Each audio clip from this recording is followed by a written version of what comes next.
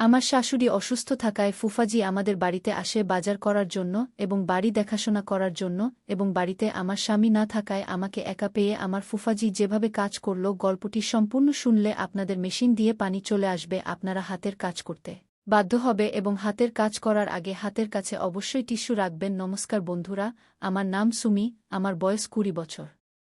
আমার বিয়ে হয়েছে 4 বছর আগে, কিন্তু আজও আমি নিজেকে একটি অবিবাহিত মেয়ের মতোই অনুভব করি। কারণ আমার স্বামী সরকারি চাকরি করেন এবং প্রায় বাড়ির বাইরেই থাকেন। সম্ভবত এজন্যই তিনি আমার প্রয়োজনীয়তা অনুভব করেন না। শুরুতে মনে হয়েছিল বিয়ের পর সব ঠিক হয়ে যাবে, কিন্তু সময়ের সাথে এই দূরত্ব বেড়েছে। বিয়ের 4 বছর পরও আমাদের মধ্যে সেই সম্পর্ক গড়ে ওঠেনি যা স্বামী-স্ত্রীর মধ্যে হওয়া উচিত। ভালোবাসা ছাড়া বিয়ে কোনো রীতিরীতির বন্ধনে বাঁধা কারাবাসের চেয়ে কম নয়। আমিও সেই কারাবাসেই আছি, যেখানে আমি স্ত্রী হলেও শুধু নামেই। আমাদের বাড়িতে শুধু মহিলারাই আছেন, আমার শাশুড়ি, যিনি পূজাপাঠেই ব্যস্ত থাকেন, আমার ননদ, যে মাত্র 8 বছরের এবং নিজের জগতেই মগ্ন, আর আমার শ্বশুর, যিনি কয়েক বছর আগে ইন্তেকাল করেছেন। বাড়িতে 3 জন মহিলাই নিজ নিজ কাজে ব্যস্ত, কিন্তু আমি সবসময় একটি শূন্যতা অনুভব করি। কখনো কখনো ভাবি, বিয়ের আসল অর্থ কি? শুধু একটি সম্পর্ক বজায় রাখাই কি যথেষ্ট? ভালোবাসা, আপনত্ব, সঙ্গ, এসব কি শুধু ভাগ্যবানদেরই জুটে? কখনো কখনো রাতে আয়নায় নিজেকে দেখি, আমার ভেতর এখনও সেই যৌবন, সেই ইচ্ছা, সেই আকাঙ্ক্ষা। কিন্তু আমার স্বামী আমাকে শুধু একটি বউয়ের গণ্ডিতে আবদ্ধ করে রেখেছেন। আমার জন্য শুধু একটি সম্পর্ক যথেষ্ট ছিল না, আমার প্রয়োজন ছিল একজন সঙ্গীর, যে আমাকে বুঝবে, আমাকে অনুভব করবে। কিন্তু এই একাকিত্ব যেন আমার নিয়তি হয়ে দাঁড়িয়েছিল। আমি জানতাম না যে আমার জীবনে এমন একটি মোড় আসতে যাচ্ছে, যা আমার ভেতরের এই শূন্যতা পূরণ করবে, আমাকে সেই অনুভূতি দেবে যা আমি বছরের পর বছর খুঁজছিলাম। সেদিন দুপুরের সময় ছিল, শাশুড়ির স্বাস্থ্য ভালো যাচ্ছিল না এবং বাড়ির সব কাজ আমার কাঁধেই ছিল। যদিও আমি সব সামলাতে পারতাম, কিন্তু বাজার থেকে জিনিসপত্র আনার কাজ সাধারণত শাশুড়িই করতেন। এখন তার স্বাস্থ্য খারাপ থাকায় এই দায়িত্ব অন্য কাউকে নিতে হয়েছিল। এজন্যই ফুফাজি কিছু দিনের জন্য আমাদের বাড়িতে থাকতে আসেন। যখন আমি প্রথমবার ফুফাজিকে দেখলাম, কিছুক্ষণের জন্য আমি থমকে গেলাম। 45 বছরের বয়স, কিন্তু একদম ফিট, লম্বা, চওড়া কাঁধ এবং মুখে এক আলাদা পুরুষালী ভাব।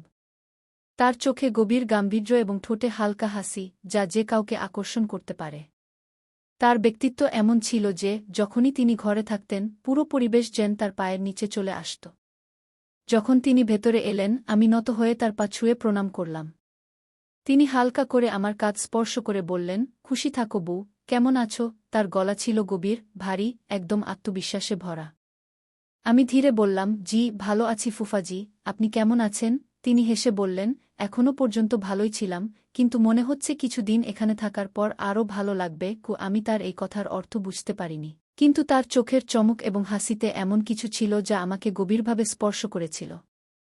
বাড়িতে আসার পরই তিনি শাশুড়ির সাথে দেখা করতে চলে গেলেন। আমি রান্নাঘরে পানি নিতে গেলাম, কিন্তু আমার মন বারবার তার দিকেই যাচ্ছিল। তিনি বসেছিলেন, কিন্তু তার বসার ভঙ্গিও এত রাজকীয় ছিল যে কেউ চোখ ফেরাতে পারছিল না। শক্তিশালী বাহু, চওড়া বুক এবং কুর্তার হালকা উঁচু হাতা, যার মাধ্যমে তার পেশিগুলো দেখা যাচ্ছিল। আমি নিজেকে সামলে নিয়ে পানি নিয়ে তার কাছে গেলাম এবং বললাম, ফুফাজি, পানি নিন। তিনি আমার দিকে গভীর দৃষ্টিতে তাকালেন, তারপর পানির কথা বললে আমি চায়ের কাপ তাদের দিকে এগিয়ে দিলাম, তখন তাদের হাত হালকাভাবে আমার হাতের সাথে স্পর্শ করল। একটি মৃদু স্পর্শ, কিন্তু সেই স্পর্শে যেন একটি তরঙ্গ ছিল যা আমার সমস্ত শরীরে ছড়িয়ে পড়ল। আমি দ্রুত হাত পিছিয়ে নিলাম। তারা হালকা হাসি দিয়ে আমার দিকে তাকিয়ে বলল, তুমি কেন আতঙ্কিত হচ্ছ? আমি মিথ্যা হাসি দিয়ে বললাম, এমন কিছু নয় ফুফাজি। তারা চায়ের একটি চুমুক নিয়ে বলল, তোমার চা বানানোর স্টাইল এখনও ঠিক সেই রকম, যেমন প্রথমবার যখন আমি তোমার হাতের চা খেয়েছিলাম। আমি অবাক হয়ে জিজ্ঞাসা করলাম, আপনার মনে আছে? তারা হালকা হাসি দিয়ে বলল, আরে, এমন জিনিস কেউ কিভাবে ভুলতে পারে? তাদের এই কথাটি আমাকে গভীরভাবে স্পর্শ করল। আমার নিজের স্বামীকে সম্ভবত এটাও মনে নেই যে আমি প্রথমবার তার জন্য কখন চা বানিয়েছিলাম।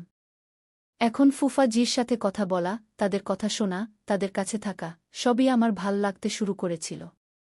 তাদের গভীর কণ্ঠ, তাদের শক্তিশালী দেহ, তাদের কথা বলার ভঙ্গি, সবকিছু যেন আমার হৃদয়ে প্রভাব ফেলতে শুরু করেছিল। আমি নিজেকে বারবার বোঝাতে চেষ্টা করছিলাম, সুমি, এটা ভুল, কিন্তু হৃদয় তো কারও কথা শোনে না। সেই সন্ধ্যায় শাশুড়িমা তার ঘরে শুয়েছিলেন এবং ননদ তার বন্ধুর বাড়িতে পড়াশোনা করতে গিয়েছিলেন। বাড়িতে শুধু আমি এবং ফুফাজি জেগেছিলাম। আমি ড্রয়িং রুমে বসেছিলাম যখন তারা এসে জিজ্ঞাসা করল, নেহা, একা বসে আছো? আমি মাথা নেড়ে বললাম, হ্যাঁ, শুধু এমনিই। তারা বলল, চলো ছাদে যাই। আমি সংকোচ বোধ করে তাদের দিকে তাকিয়ে বললাম, ছাদে? তারা হাসি দিয়ে বলল, হ্যাঁ, তাজা বাতাস পাবে, ভালো লাগবে। আমি কোনো অজুহাত দিলাম না। হৃদয় যেন নিজেই তাদের সাথে যাওয়ার জন্য ব্যাকুল ছিল। আমরা দুজন ছাদে দাঁড়িয়েছিলাম। হালকা ঠান্ডা বাতাস বইছিল। ফুফাজি রেলিংয়ের কাছে দাঁড়িয়ে নিচের দিকে তাকালেন এবং আমি তাদের কাছে গিয়ে দাঁড়ালাম। তারা হঠাৎ বলল, নেহা, তুমি কি খুশি? আমি এক মুহূর্ত তাদের দিকে তাকালাম। তাদের চোখে কিছু ছিল, যেন তারা সবকিছু জানতে চাইছিলেন। আমি জোর দিয়ে বললাম, হ্যাঁ, আমি খুশি। তারা আমার চোখের দিকে তাকিয়ে হালকা হাসি দিয়ে বলল, আবার মিথ্যা বলছ? আমার হৃদয় জোরে ধড়ফড় করতে শুরু করল। তারা তাদের হাত রেলিংয়ে রাখল, ঠিক আমার হাতের কাছেই। বাতাস বইছিল এবং তাদের হালকা সুগন্ধ আমার চারপাশে ছড়িয়ে পড়ল। তারা বলল, যদি আমি বলি যে তুমি খুশি নও? আমি কোনো উত্তর দিলাম না। আমার কাছে কোনো শব্দই ছিল না। তারা আমার দিকে তাকিয়ে বলল, তোমার চোখ সত্য বলে, নেহা। তারা বলছে যে তোমার কাছের কারও প্রযোজনকে আমার পায়ের নিচে যেন মাটি সরে গেল। আমি নিজেকে সামলে নেওয়ার চেষ্টা করলাম, কিন্তু তাদের গম্ভীর স্বর, তাদের নিকটতা, তাদের উপস্থিতি, সবকিছু আমার ভেতরে নতুন কিছু জাগিয়ে তুলছিল। আমি কিছু বলতে যাচ্ছিলাম, ঠিক তখনই নিচ থেকে কারও পা ফেরানোর শব্দ এল। আমরা দুজনেই চমকে উঠলাম। আমি তাড়াতাড়ি পিছিয়ে গেলাম এবং তারাও নিজেকে সামলে নিলেন। আমি আমার ঘরে চলে গেলাম, কিন্তু হৃদয়ের ধড়ফড়ানি তখনও তীব্র ছিল। ফুফাজির স্পর্শ, তাদের গভীর চোখ, তাদের কথা, সবকিছু বারবার আমার মনে পড়ছিল। সন্ধ্যার সময় ছিল, হালকা অন্ধকার নেমে আসছিল। শাশুড়ি মার ওষুধ শেষ হয়ে গিয়েছিল এবং রাতের ওষুধ নেওয়া জরুরি ছিল। ননদ এখনও বাড়ি ফেরেনি এবং আমি আমার ঘরে ছিলাম যখন শাশুড়িমা ডাকলেন, হ্যাঁ, একটু এদিকে আসো। আমি তাড়াতাড়ি বাইরে এলাম। শাশুড়িমা বললেন, বেটা, আমার ওষুধ শেষ হয়ে গেছে। ফুফাজিকে বলো বাজার থেকে নিয়ে আসতে। আর হ্যাঁ, তুমিও সাথে যাও, কিছু রেশনও আনতে হবে। আমি একটু ভাবলাম। ফুফাজির সাথে যাওয়া, হৃদয় একটু ধড়ফড় করতে শুরু করল। ঠিক সেই মুহূর্তে ফুফাজিও সেখানে চলে এলেন। কি হয়েছে? তারা জিজ্ঞাসা করলেন। শাশুড়িমা বললেন, তোমাকে ওষুধ নিতে বাজার যেতে হবে এবং নেহাও সাথে যাবে, রেশন আনতে হবে। ফুফাজি আমার দিকে তাকালেন।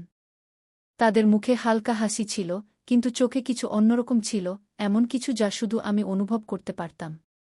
তারা বললেন, ঠিক আছে বউ, প্রস্তুত হয়ে যাও, চলো। আমি তাড়াতাড়ি দোপাট্টা সামলে বাইরে এলাম। ফুফাজি বাইক নিয়ে প্রস্তুত ছিলেন। তারা হেলমেট পরলেন এবং বাইক স্টার্ট করলেন। বসো, নেহা। আমি একটু সংকোচ বোধ করলাম, তারপর আস্তে আস্তে বসে গেলাম। বাইকের নড়াচড়ার কারণে আমি আবার সামান্য এগিয়ে ঝুঁকে পড়েছিলাম। এখন আমার এক হাত তাদের বাহুতে ছিল এবং অন্যটি তাদের কাঁধের কাছে। তারা হালকাভাবে আমার আঙুলগুলি তাদের বাহু দিয়ে স্পর্শ করে বলল, আরামে বসো। কোনো তাড়া নেই। তাদের স্বর নিচু ছিল, কিন্তু তাতে একটি অদ্ভুত আকর্ষণ ছিল। বাইকের গতি কম ছিল, কিন্তু আমার হৃদয়ের স্পন্দন দ্রুত। তারপর একটি ছোট গর্ত দিয়ে বাইক গেল এবং আমি সামান্য কেঁপে উঠলাম। তারা হালকাভাবে বলল, এখন তোমাকে পুরোপুরি ধরে রাখতে হবে, না হলে পড়ে যেতে পারো। তাদের কথায় একটি লুকানো ইঙ্গিত ছিল যা আমি অনুভব করতে পারছিলাম। বাজার এসে গিয়েছিল। তারা বাইক থামাল এবং আমি দ্রুত নেমে গেলাম। যেই আমি নিচে নামলাম, আমার দোপাট্টা তাদের হাতে হালকাভাবে লেগে গেল। তারা এটি হালকাভাবে স্পর্শ করল, কিন্তু তারপরই ছেড়ে দিল। তাদের চোখ আমার চোখের সাথে মিল। তাতে কিছু ছিল, একটি প্রশ্ন, একটি নড়াচড়া, একটি অকথিত অনুভূতি। আমি নিজেকে সামলে নিয়ে বললাম, চলো, প্রথমে ওষুধ কিনে নিই। তারা মৃদু হেসে বলল, হ্যাঁ, ঠিক আছে। ফুফাজি বাইক পার্ক করলেন এবং আমরা দুজন মেডিকেল স্টোরের দিকে এগিয়ে গেলাম। বাজারে হালকা ভিড় ছিল, রাস্তার পাশে দোকানগুলি সাজানো ছিল এবং ঠান্ডা বাতাস হালকাভাবে বইছিল। আমি ফুফাজিকে বললাম, প্রথমে ওষুধ কিনে নিই, তারপর রেশন কিনব। তারা মাথা নাড়ালেন এবং মেডিকেল স্টোরে ওষুধের জন্য বললেন। যতক্ষণ দোকানদার ওষুধ বের করছিল, আমি আশেপাশের স্টলগুলির দিকে তাকাতে লাগলাম। ফুফাজি আমার দিকে তাকিয়ে জিজ্ঞাসা করলেন, আর কি নিতে চাও? আমি মনে করে বললাম, কিছু আটা, চাল এবং কিছু সবজি। তারা টাকা বের করে ওষুধ কিনলেন এবং তারপর আমার দিকে ফিরে বললেন, চলো, প্রথমে রেশন কিনে নিয়ে গিয়ে আমরা দুজন একটি কিরানি দোকানে পৌঁছলাম। আমি জিনিসপত্রের তালিকা অনুযায়ী নেওয়া শুরু করলাম এবং ফুফাজি চুপচাপ দেখতে থাকলেন। যখন দোকানদার জিনিসপত্র প্যাক করল, তখন দুটি ব্যাগ হল, একটি হালকা এবং অন্যটি কিছুটা ভারী। আমি বললাম, আমি হালকা ব্যাগটা নিয়ে নিই। ফুফাজি হালকা হেসে বললেন, তুমি থাক, আমি দুটোই নিয়ে নেব। আমি জিদ করলাম, না, আমিও সাহায্য করতে পারি। তারা আমার দিকে তাকালেন এবং তারপর হালকা হেসে বললেন, ঠিক আছে, কিন্তু যদি ক্লান্ত হয়ে যাও, তবে বলে দিও তাদের এই যত্ন ভালো লাগল। অনেক সময় ছোট ছোট জিনিসই কাউকে বিশেষ করে তোলে। আমরা ফিরে বাইকের কাছে পৌঁছলাম। তারা ব্যাগগুলি ভালো করে হ্যান্ডলে ঝুলালেন এবং তারপর হেলমেট পরলেন। তারা বললেন, চলো বসো। আমি দোপাট্টা ভালো করে সামলে নিলাম এবং ধীরে পিছনে বসে গেলাম। পথে হালকা ঠান্ডা বাতাস বইছিল, বাজারের কোলাহল পিছনে ছুটে যাচ্ছিল এবং চারপাশে একটি শান্তি ছিল। ফুফাজি হঠাৎ জিজ্ঞাসা করলেন, নেহা, তুমি তোমার সম্পর্কে খুব কম বলো। আমি চমকে গিয়ে বললাম, মানে? তারা হেসে বললেন, বস, এমনি। কখনো কখনো ভাবি, তুমি খুশি নাকি শুধু দেখাচ্ছ। আমি নিচু স্বরে বললাম, কখনো কখনো মানুষ দেখানো শিখে যায়। তারা কোনো উত্তর দিলেন না, শুধু বাইকের গতি একটু কমিয়ে দিলেন। বাড়ি পৌঁছে আমি দ্রুত নেমে গেলাম এবং জিনিসপত্র ভিতরে রাখতে চলে গেলাম। ফুফাজিও ভিতরে এলেন এবং শাশুড়িমা জিজ্ঞাসা করলেন, সব নিয়ে দিয়েছ? তিনি হেসে বললেন, হ্যাঁ, সব কিছু এসে গেছে। এখন আপনার স্বাস্থ্য দ্রুত ভালো হয়ে যাবে। শাশুড়িমা ওষুধ নিলেন এবং আমি জিনিসপত্র রাখতে লাগলাম। সেই রাতে আমি আমার ঘরে শুয়েছিলাম। সারাদিন ভাবতে ভাবতে কেটে গিয়েছিল, কিন্তু ফুফাজির কথা এখনও আমার মনে গুঞ্জন করছিল। আমি কি সত্যিই খুশি? এই প্রশ্নের উত্তর আমার কাছে ছিল না। সেই রাত আমার জন্য খুব ভারী ছিল। সারাদিন নিজেকে সামলে রেখেছিলাম, কিন্তু এখন আর পারছিলাম না। ঘরে একা শুয়েছিলাম, কিন্তু মন অস্থির ছিল। আমি কেন এত খালি অনুভব করছি? আমার ভেতরে এত অস্থিরতা কেন? প্রতিটি প্রশ্নের উত্তর একই ছিল, একাকিত্ব। 4 বছর ধরে বিয়ে করেছি, কিন্তু আজ পর্যন্ত একটি স্ত্রীর সুখ পাইনি। স্বামী ছাড়া জীবন একটি অসম্পূর্ণ বইয়ের মতো মনে হচ্ছিল। রাতের সময় ছিল, সবাই ঘুমিয়ে পড়েছিল। আমি আর সহ্য করতে পারছিলাম না, ধীরে উঠে বাইরে এলাম। ফুফাজি তখন হলেন। কখনো কখনো আমার মনে হয় আমি কারো দিকে আকৃষ্ট হচ্ছি। যখনই আমি কোনো পুরুষকে দেখি, মনে হয় যদি সে আমার একাকিত্ব বুঝতে পারত। এটা কি ভুল? ফুফাজি, আমি তাদের দিকে তাকালাম। তাদের চোখে আমার জন্য উদ্বেগ ছিল, কিন্তু পাশাপাশি আরও কিছু ছিল, একটি গভীর চিন্তা। তারা ধীরে ধীরে বললেন, নেহা, এটা তোমার ভুল নয়। প্রতিটি মানুষ ভালোবাসা এবং আপনত্ব চায়। তাদের কথায় ছিল আপনত্ব, ছিল সত্যতা। কিন্তু আমি এখনও নিজেকে থামাতে পারছিলাম না, আমি এখনও কাঁদছিলাম। সেই রাতে যখন আমি ফুফাজির সামনে আমার হৃদয়ের সব কথা খুলে বললাম, তারা খুব গম্ভীর হয়ে গেলেন। তারা কিছু বললেন না, শুধু আমার কথা মন দিয়ে শুনলেন। কিন্তু পরের সকালে, আমাকে না জানিয়ে, তারা আমার স্বামীর সাথে কথা বলার সিদ্ধান্ত নিলেন। যখন আমার স্বামীর ফোন এল, ফুফাজি সরাসরি বললেন, তুমি কি জানো তোমার স্ত্রী কতটা একা? সে তোমাকে কতটা প্রয়োজন বোধ করে? আমার স্বামী হতবাক হয়ে গেলেন। আমি কখনো ভাবিনি নেহা এতটা বিচলিত হতে পারে। সে তো আমাকে কিছুই বলে না। ফুফাজি গভীর কণ্ঠে বললেন, কিছু জিনিস বলার নয়, বোঝার। তোমার সাথে বিয়ের পর সে শুধু একটি বউ হয়ে থাকেনি, স্ত্রী হয়ে উঠতে পারেনি। আর যদি তুমি তাকে সময় না দাও, ধীরে ধীরে সে অন্য কোথাও সান্ত্বনা খুঁজবে। আমার স্বামী এই কথা শুনে প্রচণ্ড আঘাত পেলেন। তারা বুঝতে পারলেন যে তারা আমাকে একা রেখে গিয়েছিলেন এবং এই ভুল খুব বড় হতে পারত। 3 দিন পরে আমার স্বামী হঠাৎ বাড়ি ফিরে এলেন। তাকে দেখে আমি হতবাক হয়ে গেলাম। তারা আমাকে জড়িয়ে ধরে বললেন, নেহা, আমি খুব লজ্জিত। আমি কখনো বুঝতে পারিনি তোমার সাথে কতটা অন্যায় করছিলাম। মাফ করে দাও। আমার চোখে জল চলে এল। আমি কেঁদে বললাম, আমি তো কখনো তোমার কাছে কিছু চাইনি, শুধু তোমার সঙ্গ চেয়েছিলাম। তারা আমার হাত ধরে বললেন, এখন থেকে তোমাকে কোনো অভিযোগের সুযোগ দেব না। সব সময় তোমার সাথে থাকব।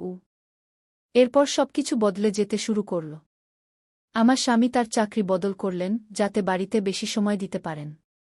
এখন তারা সব সময় আমার ছোট ছোট বিষয়গুলোর খেয়াল রাখেন, আমাকে বাইরে ঘুরতে নিয়ে যান, আমার সাথে সময় কাটান। ধীরে ধীরে আমি আবার খুশি থাকতে শুরু করলাম। কয়েক মাস পরে আরও একটি সুখবর এল, আমি মা হতে যাচ্ছি। যখন আমি এই খবর আমার স্বামীকে দিলাম, তারা আমাকে জড়িয়ে ধরে বললেন, নেহা, তুমি আমাকে বিশ্বের সবচেয়ে সুখী মানুষ করে দিয়েছ। শাশুড়ি মাও এখন সম্পূর্ণ সুস্থ হয়ে উঠেছেন। বাড়িতে সর্বত্র খুশির ছোঁয়া। তারপর একদিন আমরা সিদ্ধান্ত নিলাম যে ফুফাজির সাথে দেখা করে তাদের ধন্যবাদ জানানো উচিত। আমরা তাদের গ্রামে গেলাম। তাদের দেখে আমরা হাত জোড় করে বললাম, আপনি যদি সেই দিন আমাদের বুঝতে না সাহায্য করতেন, তাহলে হয়তো আমাদের সম্পর্ক ভেঙে যেত। আপনি আমাদের ধ্বংস হতে বাঁচিয়েছেন। ফুফাজি হালকা হাসি দিয়ে বললেন, নেহা এখন একা নয়, এটাই সবচেয়ে বড় সুখ। কি তাদের চোখে ছিল তৃপ্তি, গর্ব যে তারা একটি পরিবারকে ভেঙে যেতে বাঁচিয়েছেন। কয়েক মাস পরে আমাদের বাড়িতে একটি ছোট্ট অতিথি এল, আমাদের ছেলে। এখন আমার জীবন সম্পূর্ণ। স্বামীর ভালোবাসা, পরিবারের সুখ এবং একটি নতুন জীবন যা এখন অসম্পূর্ণ নয়।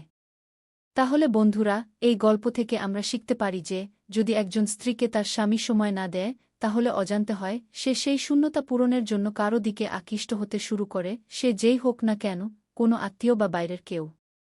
একজন নারী যখন ভালোবাসা, সময় এবং আপনত্ব পায় না, সে তা অন্য কোথাও খুঁজতে শুরু করে। তাহলে প্রতিটি স্বামীর উচিত তার স্ত্রীকে শুধু একটি বউ বা গৃহিণী হিসেবে না দেখে, তাকে জীবনসঙ্গী হিসেবে ভালোবাসা, তার যত্ন নেওয়া এবং তাকে সেই সুখ দেওয়া যা তার প্রাপ্ত। যদি নেহার ফুফাজি সঠিক সময়ে তাকে পথ না দেখাতেন, তাহলে হয়তো তার জীবন ভুল দিকে চলে যেত। কিন্তু সঠিক সিদ্ধান্তের কারণে আজ তার জীবন সুখী এবং তার পরিবার সম্পূর্ণ। আপনাদের যদি এই গল্পটি ভালো লেগে থাকে, তাহলে লাইক করুন, শেয়ার করুন এবং আপনার মতামত কমেন্টে জানান। এমন আরও মজার গল্প দেখতে আমাদের চ্যানেল সাবস্ক্রাইব করতে ভুলবেন না। আপনাদের সমর্থন আমাদের আরও ভালো গল্প আনার প্রেরণা দেয়। ধন্যবাদ। আবার দেখা হবে একটি নতুন